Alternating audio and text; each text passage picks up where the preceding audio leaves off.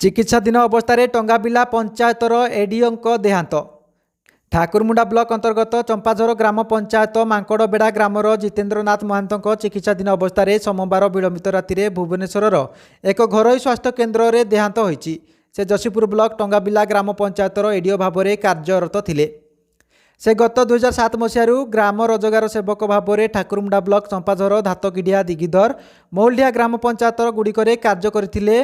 परे 2024 मार्च मासरे पदोन्नति पाई एडीओ भाव में जशीपुर ब्लॉक रे कार्य करी आसुथिले। जशीपुर रे थिबा बेले असुस्थता अनुभव करिबारु गत 28 तारिख दिन घर को आसीथिले।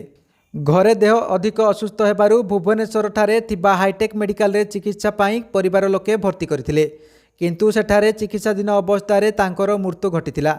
तांकर मर शरीर तांको घर को आसीबा परे ठाकुरमुंडा ब्लॉक अध्यक्षा सरोजिनी मुंडा, उपाध्यक्ष संतोष कुमार महांत, जशीपुर ब्लॉक एपीओ विमल महापात्र, सरकारी जंत्री हेमंत कुमार नायक समेत Tangabila panchayat sarpanch, block ADO Karanjia Kaptipada ADO Taramara sarpanch Brahmananda Dehuri, Bikram Pingua, block APO Dhyanchandra Mahant और कर्मचारी सांगसाथी माने बासभवन में पहुंची शेष दर्शन करने सह श्रद्धांजलि देते। तांको एही अकाल वियोगरे शोक प्रकाश करने सह परिवार लोकंकु सांत्वना देते।